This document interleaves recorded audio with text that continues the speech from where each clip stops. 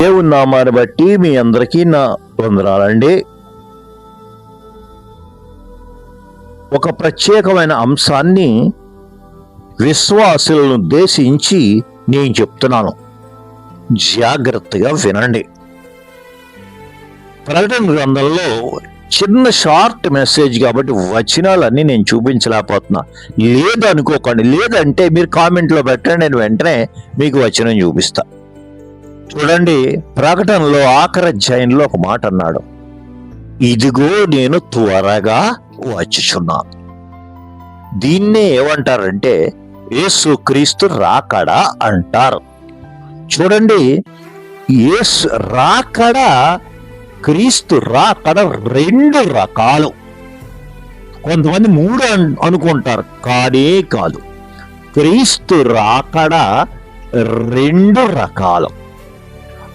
క్రీస్తు రాకడా అంటే మన భాషలోకి వస్తే అర్థం ఏంటంటే యేసు క్రీస్తు భూమి మీద అడుగు పెట్టడం లేదా భూమి మీద పుట్టడం లేదా భూమిని తాకడం, అది రాకడ. ఇప్పుడు రాకడ రెండు రకాలని చెప్పాను కదా. ముందు మొదటి రాకడ. మొదటి రాకడ అంటే అర్థం ఏంటంటే యేసు క్రీస్తు భూమి మీదకి మొదటిసారిగా వచ్చినప్పుడు, భూమిని తాకినప్పుడు, అదే రాకడ.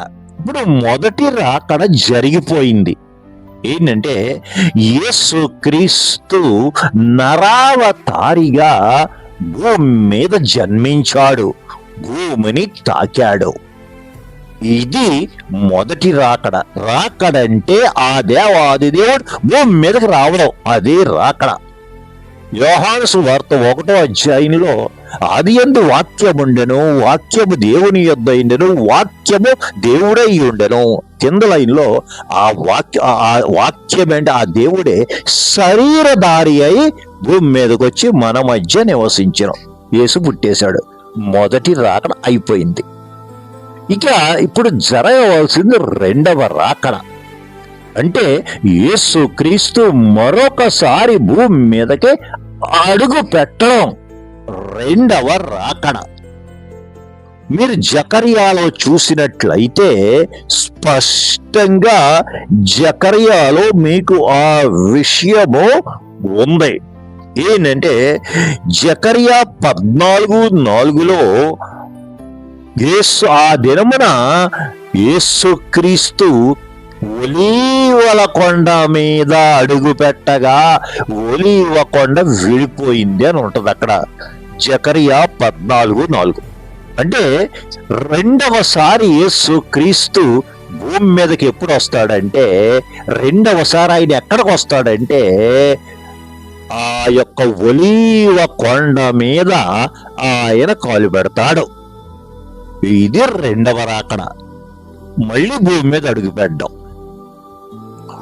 అయితే ఈ రెండవ రాకడ జరిగే ముందు ఒక ప్రత్యేకమైనటువంటి ఒక అంశమనాలో క్రియనాలో జరుగుద్ది.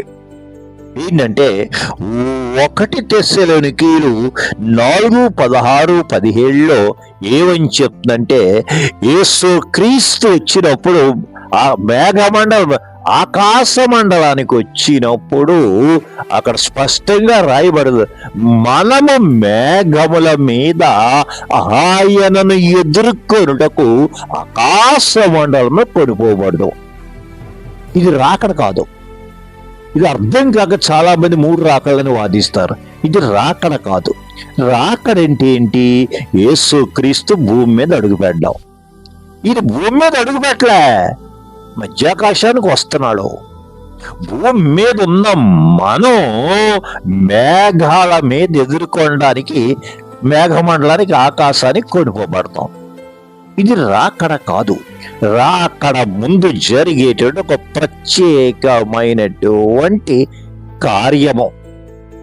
మనల్ని ఆయన రెండోసారి భూమి మీద అడుగు పెట్టక ముందు మనల్ని తీసుకెళ్ళిపోవడానికి ఆయన వస్తున్నాడు.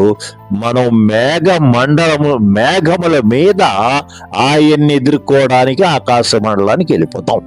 ఇది రాకడ కాదు.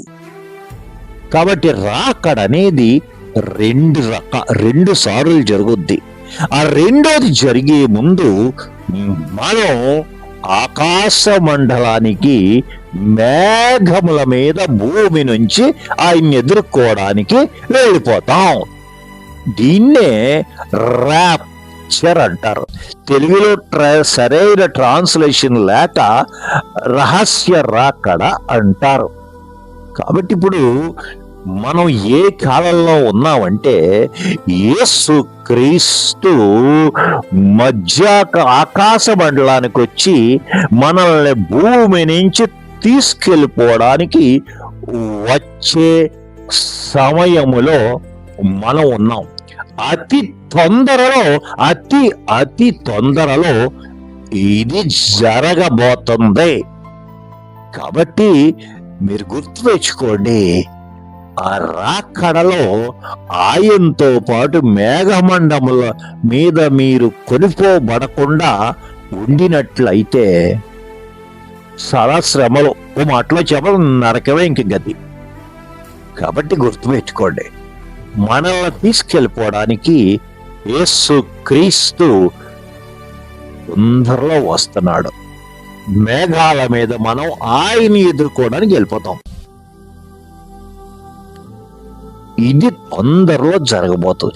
ఇది జరిగిన తర్వాత 7 సంవత్సరాలు భూమి మీద శ్రమలు.